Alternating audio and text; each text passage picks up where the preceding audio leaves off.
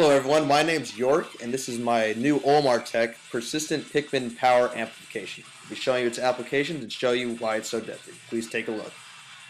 As you can see, this allows Olimar to instant kill any character in the game using any move in his arsenal that involves a Pikmin.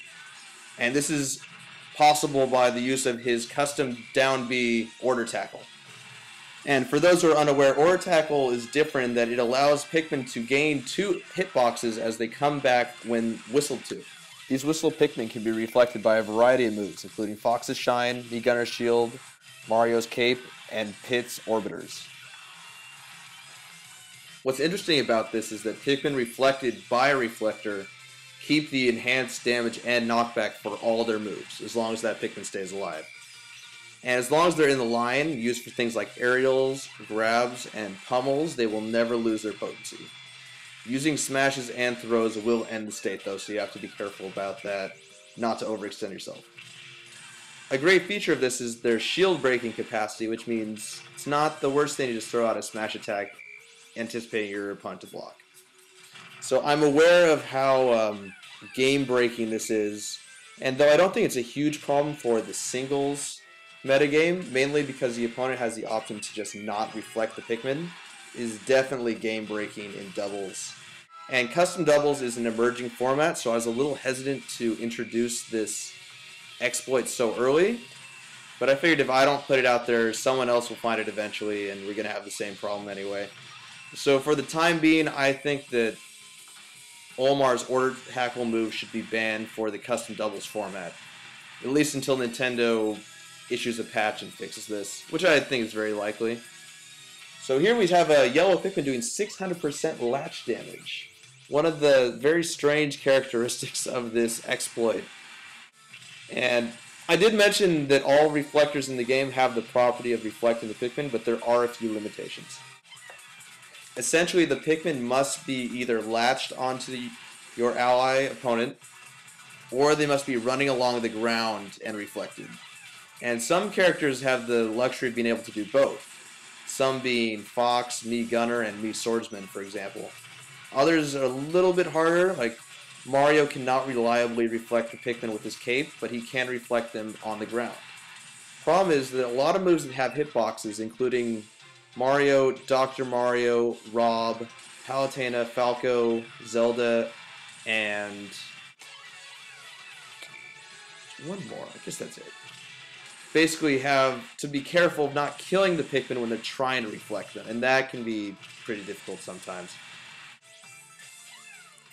This can be alleviated with the Marios by using Gust Cape or Breezy Sheet, I think is the equivalent for Dr. Mario. It doesn't have a prominent hitbox and it allows them to easily reflect them.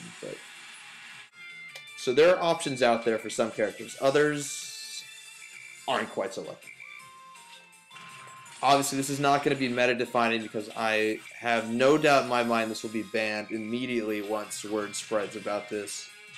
I'm wondering how far I might have gotten at EVO if it was allowed in the doubles format.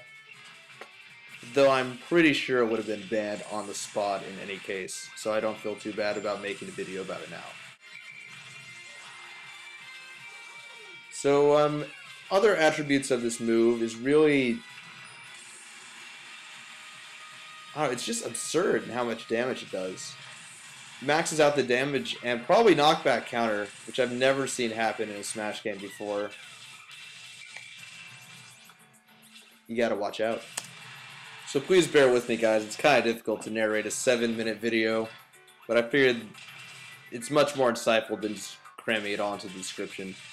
So getting back to custom tournaments and the implications of this going forward, I want to be clear that I do not think the presence of tech like this invalidates custom tournaments.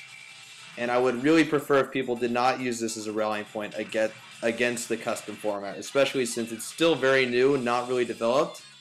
And I'm sure this will not be the last crazy custom move we encounter going forward. That being said, like if we identify these early and ban them, I don't see why this should be a problem. And especially with Nintendo's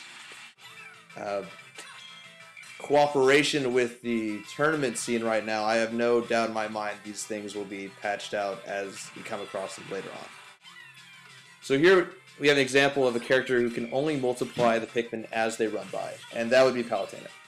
That being, her barrier does not reflect when its Pikmin are latched to her hitbox, but they can be lined up as they run across the ground.